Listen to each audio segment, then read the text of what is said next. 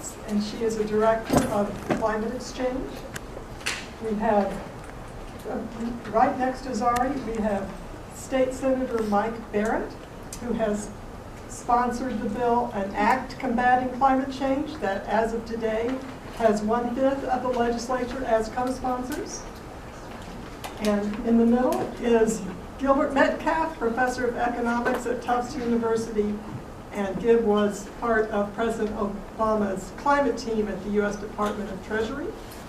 At the end, we have Wayne Davis of Harvest Power, and Wayne will tell us how he became familiar with the British Columbia tax credit through his business. Please refer to your handouts for more details on our esteemed panelists.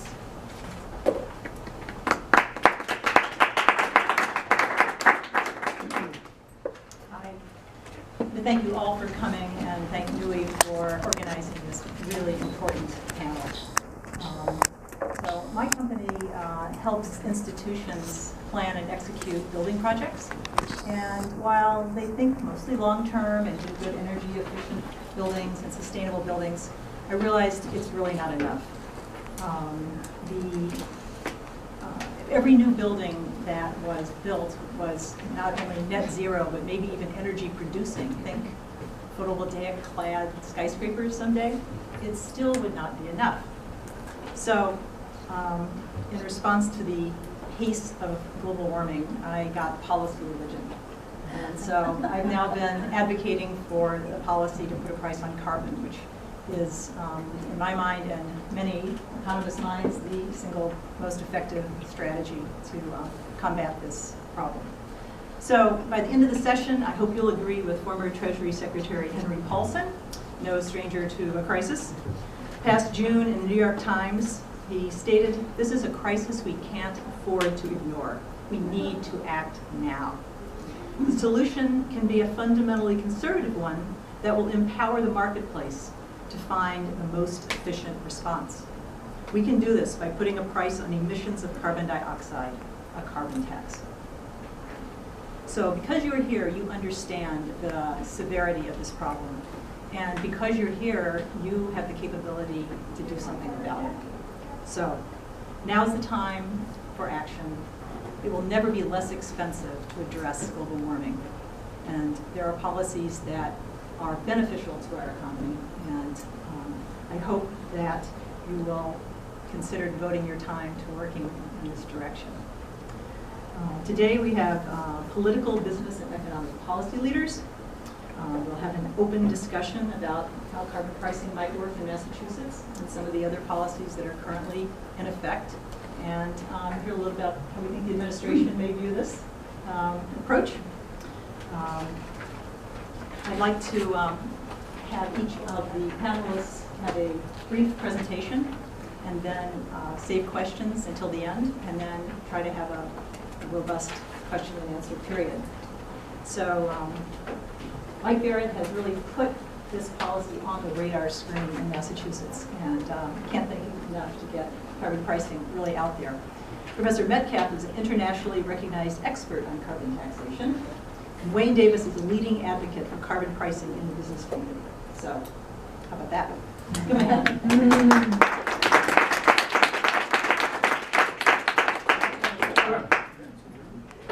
Thank you very much, Zori. My thanks to my co-panelists, to Gib and to Wayne, and to Prince Lobel, where my wife spent 8 very happy years lawyering back in the day. So I'm delighted to be here, and will confess to being an attorney myself.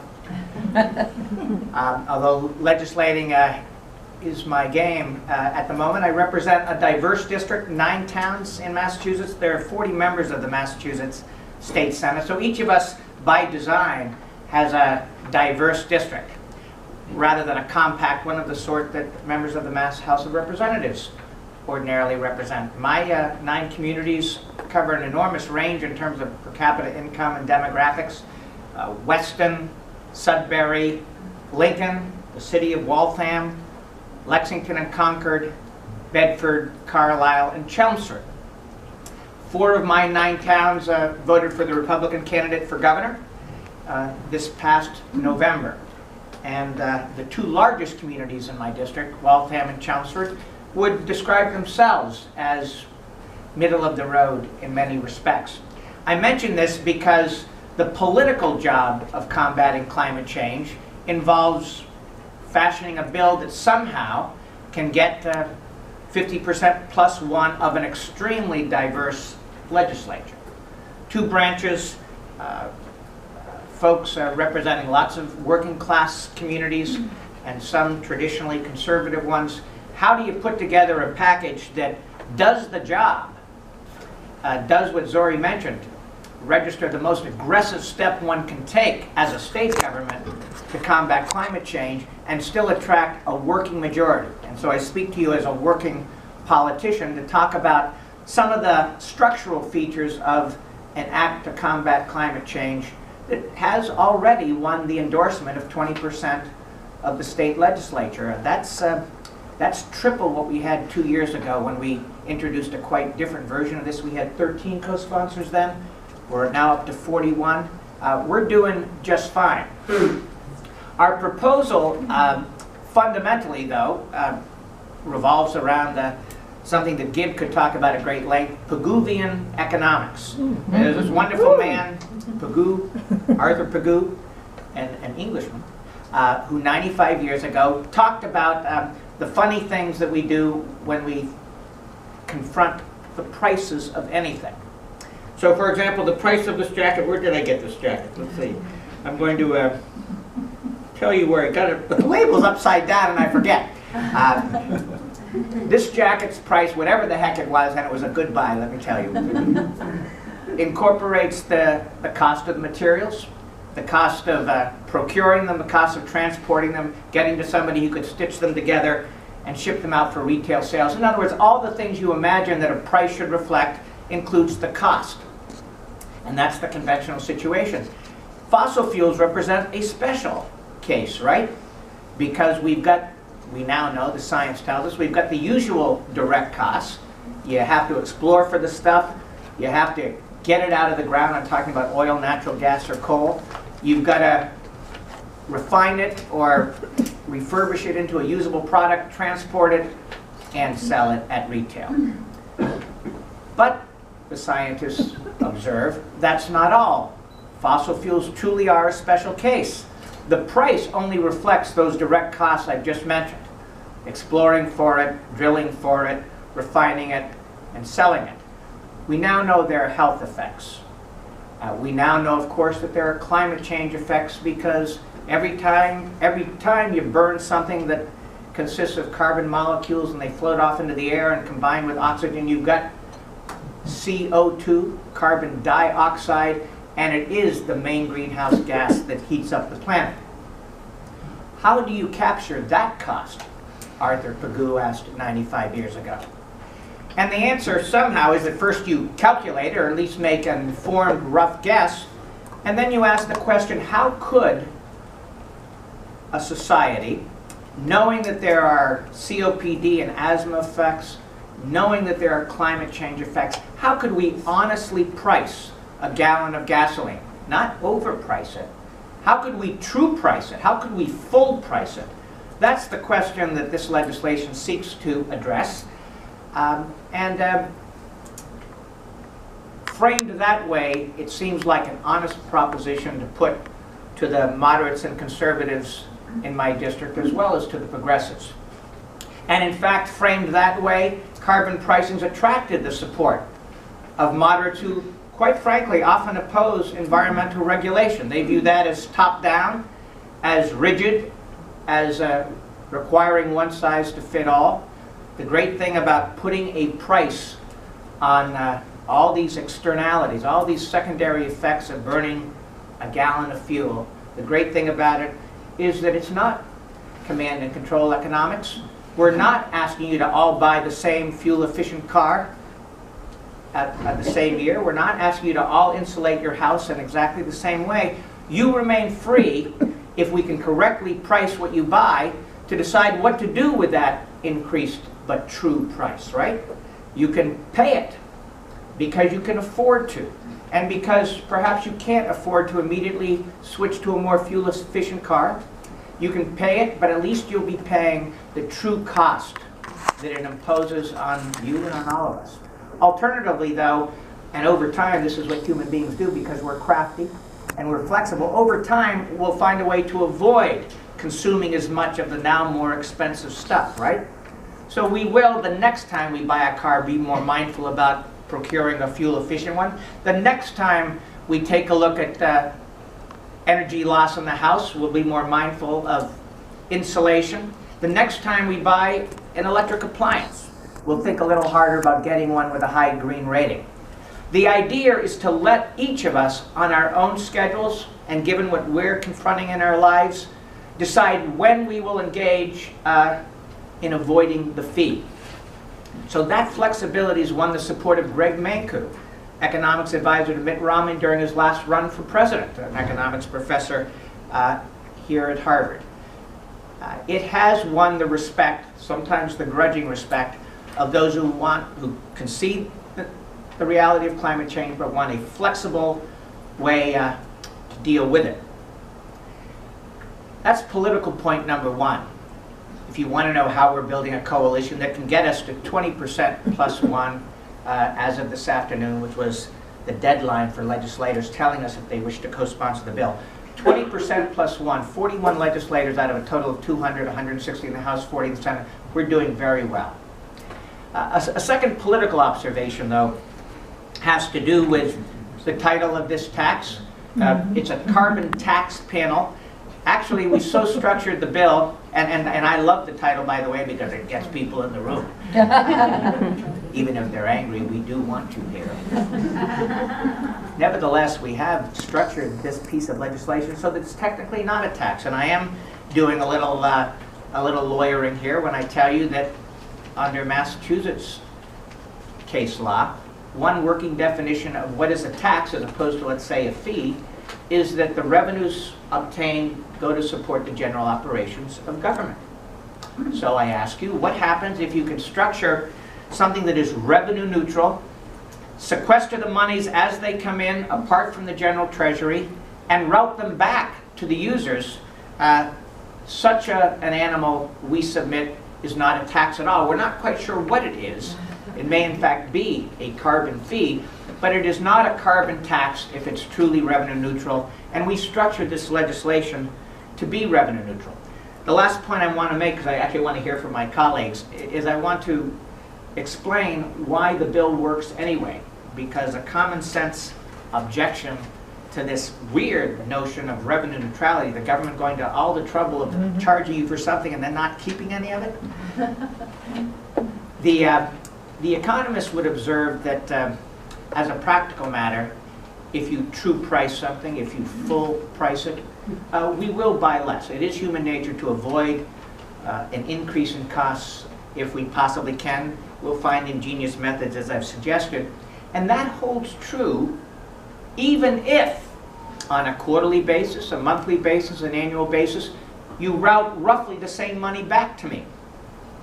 And that's what we've done. We say to the moderates and conservatives in my district and throughout the state, this particular step, not that we can't be supporters of decent taxation, judging from the operation of the T, we need some capital investment, right? But this particular step can work to decrease consumption of fossil fuels because people use less of the stuff when it's more expensive. We can get that work done even if we get the money back in the form of a rebate check. And odd as that circularity seems, that's what British Columbia does, and Wayne's going to be talking about the British Columbia precedent.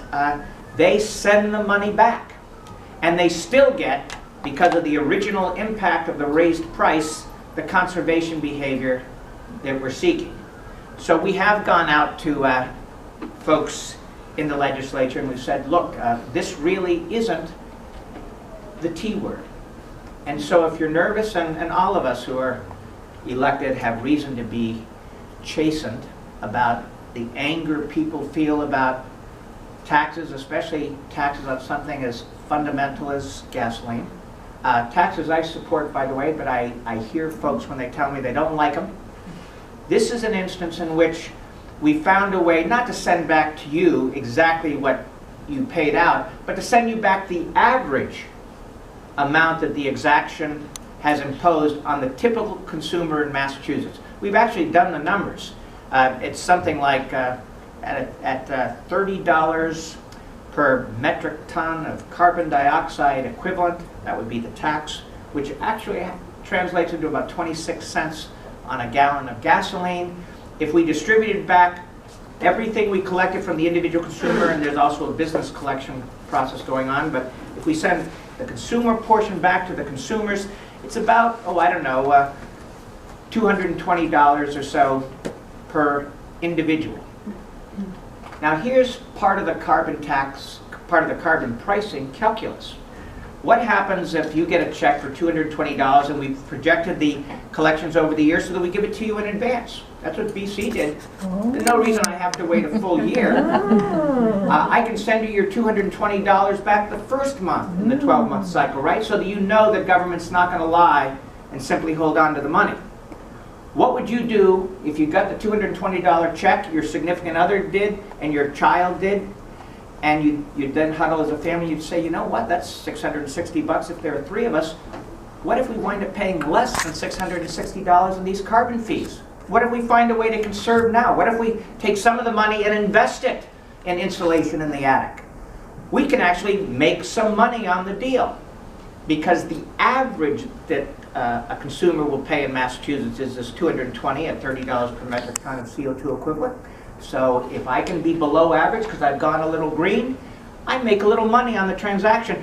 Carbon pricing is about incentivizing each of us to realize that if we help the planet, we can help the family budget. And as long as we send the money back and can fund the rebates, which is why we've decided not to go revenue positive, as long as we have enough money to send you the cash back, that calculus can take place as a conversation around the dinner table in every family. Not necessarily at the same time, but families will come to the realization that there's money to be made by consuming less and paying less of the fee than they're getting back as a typical consumer. And with that, I'm going to close my part of the presentation. I know Wayne and Gibb, and I want to hear what they've got to say about this. But my message to you, first of all, is to invite your help. And I'll close with that. We really need smart lawyers and smart business people and just smart human beings to help us get this message out. The argument can be complex to explain. It's not a simple pitch to make. We need word-of-mouth support if you think it works, and it does work. It may be somewhat complex upon a first hearing, but this works to motivate behavior change on the level of you and me. So I do invite your consideration of the idea, and I look forward to hearing from my fellow panelists. Thank you.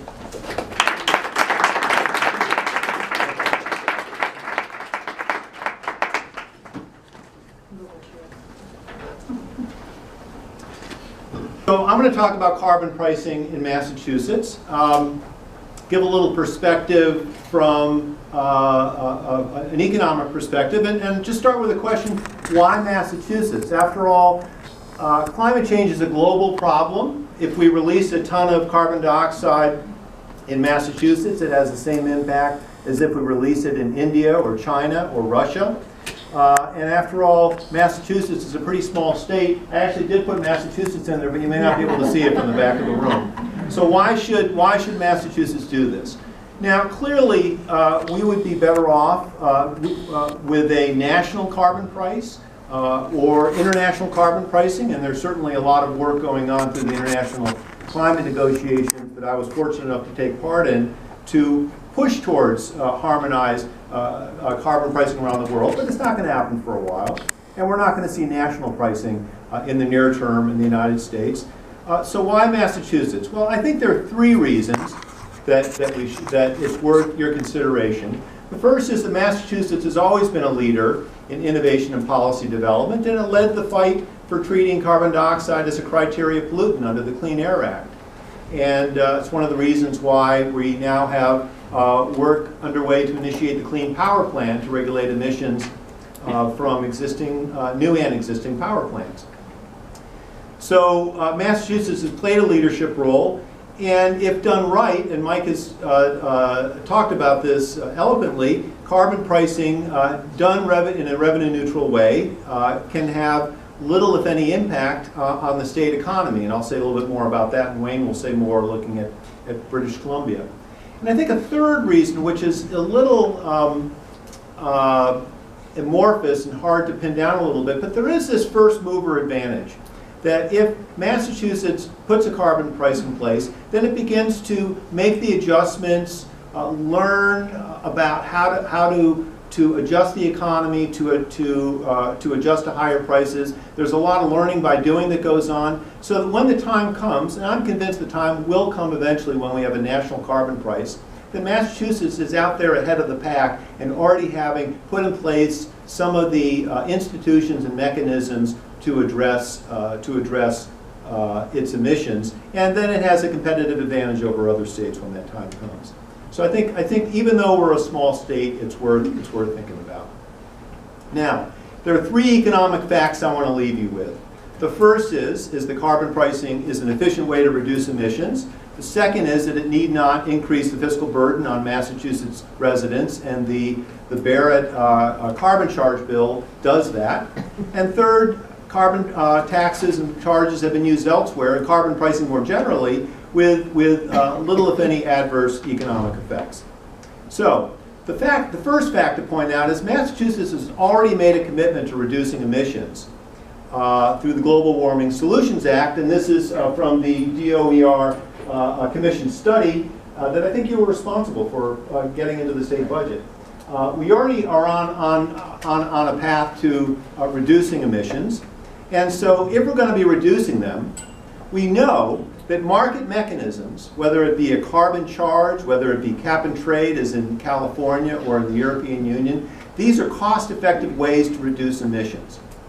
We learned from EPA's acid rain program that using a market mechanism, using cap and trade, carbon trading, cut the cost of reducing emissions by over 50%. There's some really, really terrific economic analyses of the acid rain program that show that. So if you're going to cut emissions, if you're going to do it anyway, then we might as well do it efficiently.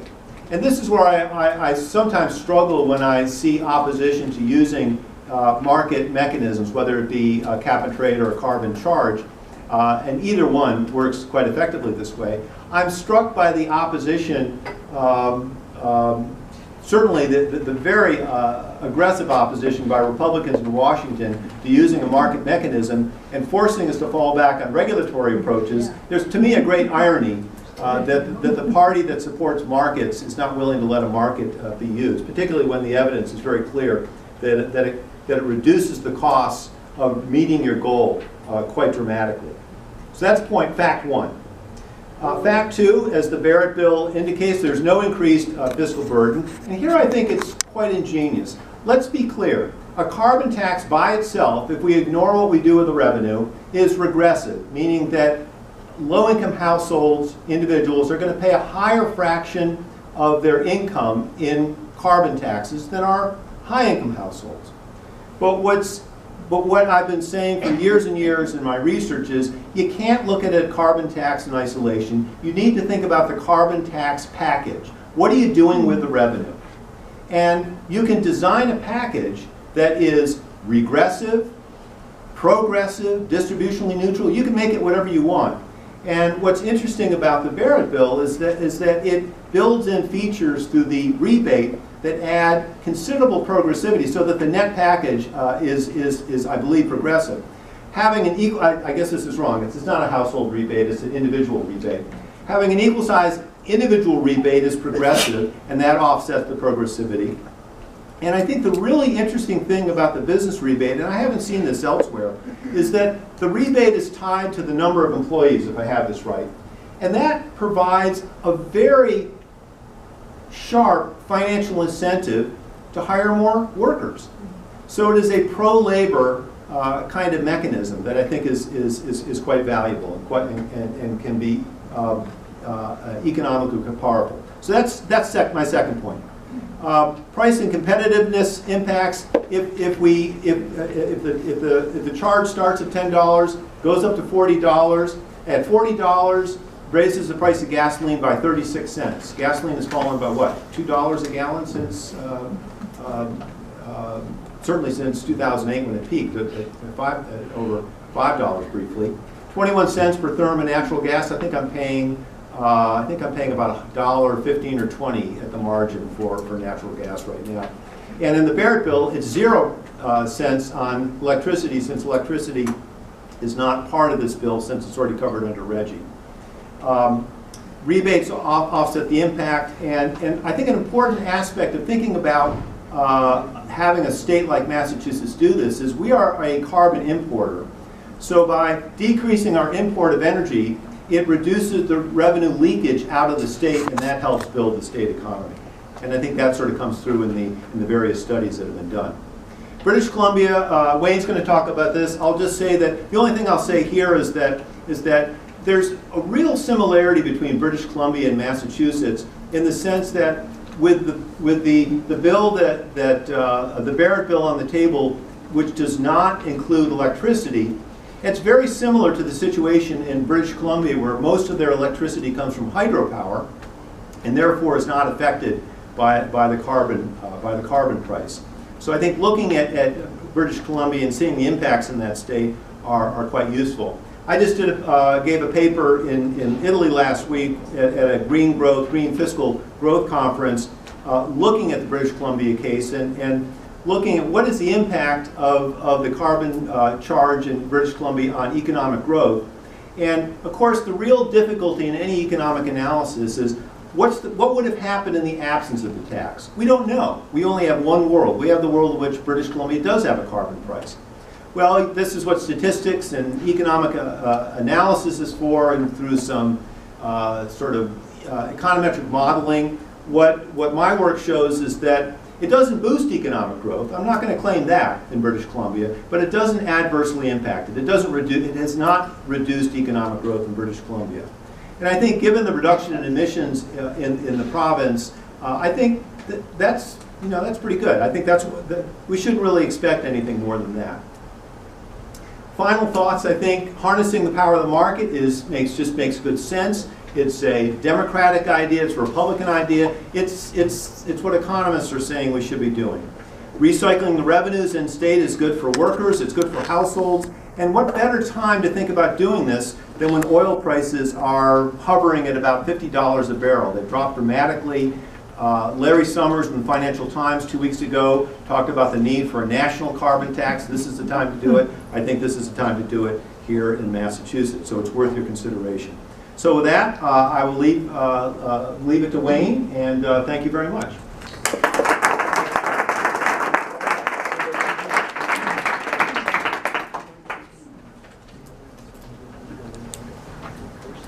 Thank you very much, Gib, and thank you to our hosts from Prince Lobel and the New England Women in Energy and the Environment.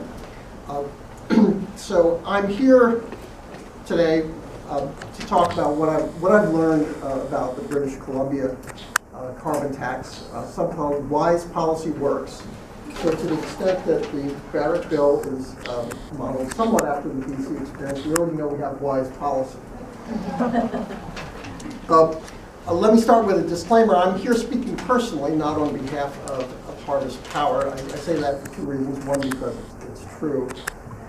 But the other thing is that I'm here, I'm focused on this not because it's my job or I get paid or anything like that, but because I have firsthand experience with this, and having looked at it and studied it, I believe it is one of the most important things we can be doing for ourselves, our children, our grandchildren, and so forth. So I guess I will admit I'm a true believer. So since I don't have to speak for Harvest, I'm free to say what I truly think. Now, with that, despite that disclaimer, part of the reason I'm here is exactly because of my company, Harvest. We do recycling, specifically of organics, and what we try to do is to turn food scraps and other organic waste into energy, compost, and soil products. And we started the company in 2008, and in 2009, we decided that the first market that we wanted to go into was in the Lower Mainland, the greater Vancouver region in British Columbia. And the reason that we went there was because they had very progressive policies around solid waste. So we started with a compost company there, and we made plans to put in our anaerobic digester to produce electricity. But we quickly expanded to buy a company that was also in the organic waste business, actually that recycles wood waste from construction and demolition debris.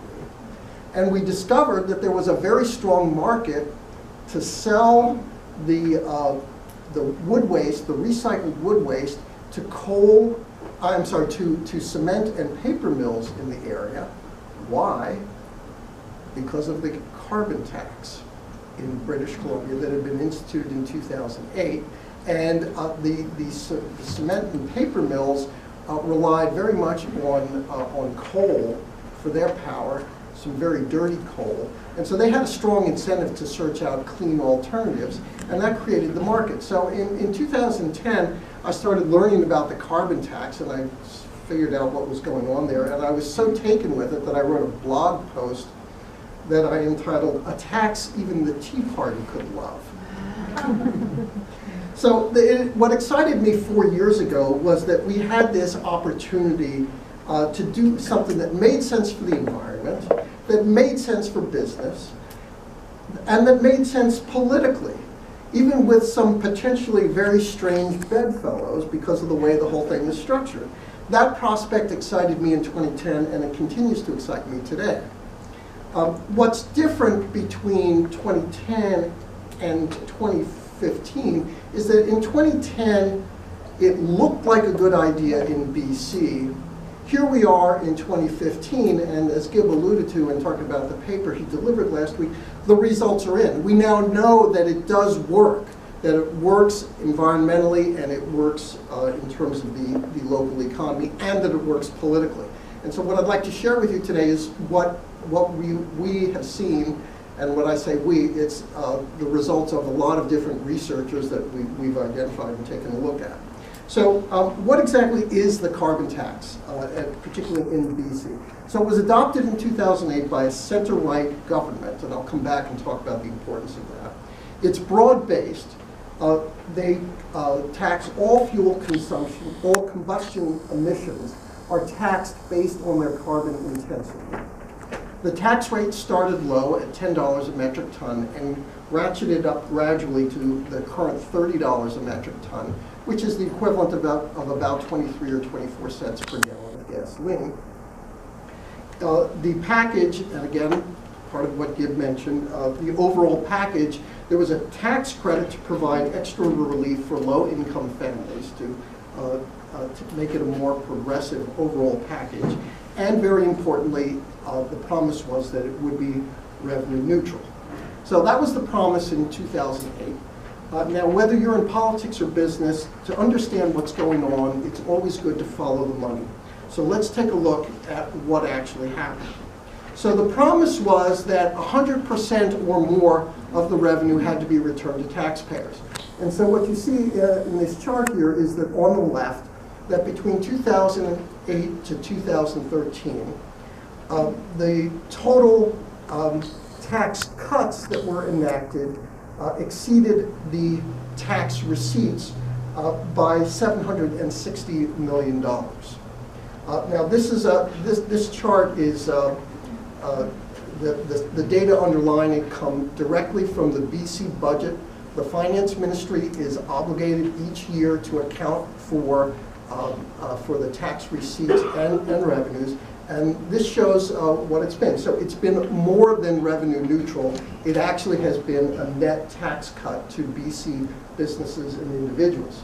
Now, in terms of how the tax cuts were distributed, about $2 billion, or 45%, went to individuals. $2.4 billion, or 55%, went to businesses. That's overall.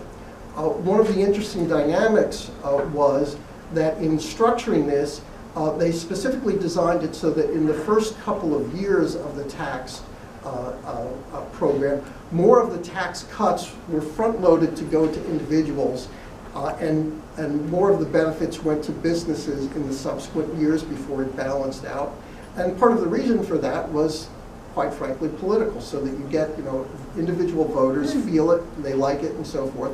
And also, individuals can oftentimes react more quickly. Businesses have a longer-term planning horizon, and so they could respond to it and recognize the benefit over time.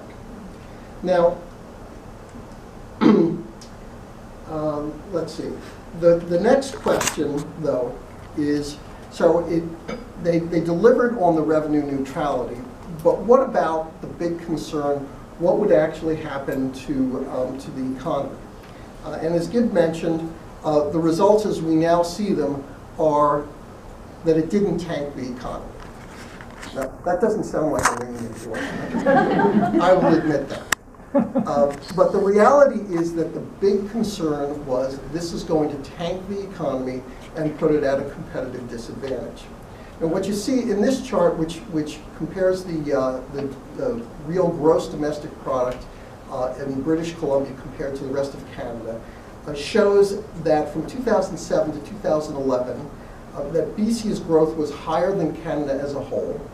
The corporate income taxes were lowered by 20%. This in a province that in Canada was the equivalent of, those of us who were here in the 70s and 80s, remember the Taxachusetts label.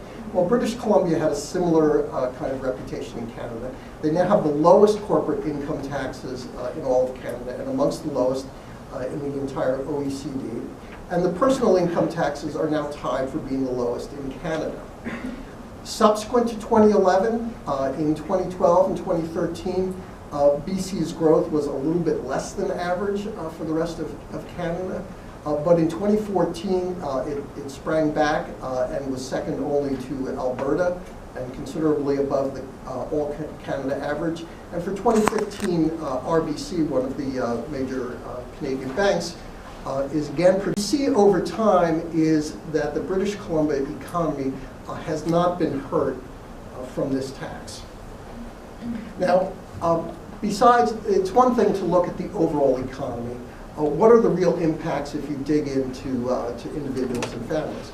And what you see here is some research that was published by the Navius Group in 2013. And what they found was that the average impact on a British Columbia household was a net positive, and you can see that in the far right-hand bar, of $121.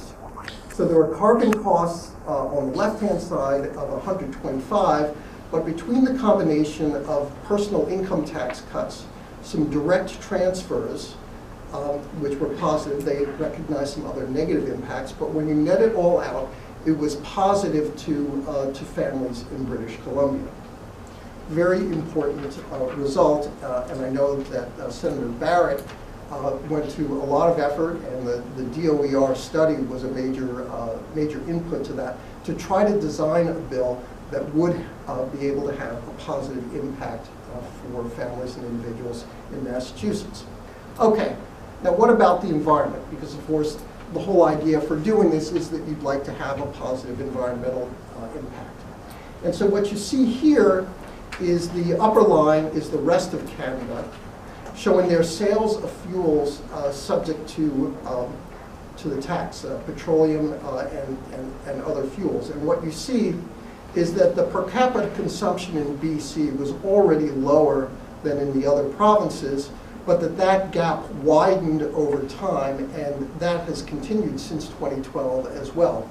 So that despite the recession, despite everything else, businesses and individuals in BC cut their consumption considerably more than the rest of Canada. Interestingly, as part of another study, they looked at the sales of aviation fuel. Aviation fuel in British Columbia was not subjected to the tax because, to a certain extent, that fuel goes to carry people outside of the province. Aviation fuel did not see the same drop in consumption as the other fuels that were subject to the tax. So we've got some pretty clear evidence that this really works. Now on to my favorite chart, and the one that I've told Mike he should keep in his back pocket. I don't know if you have been, but I'm talking with his colleagues. What about the political impact? So what you see is that the blue line, which is the one that ends up at the top on the right-hand side, is the level of support for the carbon tax in public opinion polling, and the red line is the opposition. And so what you see is that before the tax was, when it was adopted, it had some reasonably strong support, so a good positive gap there. But then, when it was implemented on July 1, or shortly when the next polling was done after the implementation in August, about a month after implementation, boy, it looked like a real political loser. Now, what was going on there? Well, turns out that best laid plans, sometimes you don't figure everything out. And in BC, they made what I guess you would call it a rookie mistake. They set the implementation for July 1. July 1 is when everyone takes off for vacation. And for Canada Day, and a lot of people hit the road. And so when they hit the road and they suddenly saw that they were paying a lot more for their gasoline, people were up in arms. But what has happened, of course, is that as the tax went from $10 to $20 to $30 per metric ton, the tax cuts and rebates also increased. And so the bigger the tax cuts were, the more popular the carbon tax became. And the Liberals who introduced it, Liberals being the middle right party in British Columbia, they've won several elections since that time. The NDP, the left-wing opposition, lost the election immediately after the tax was implemented, and they made it an issue then, and they lost the election. They've since quieted down and largely support the tax because these numbers speak to them as politicians.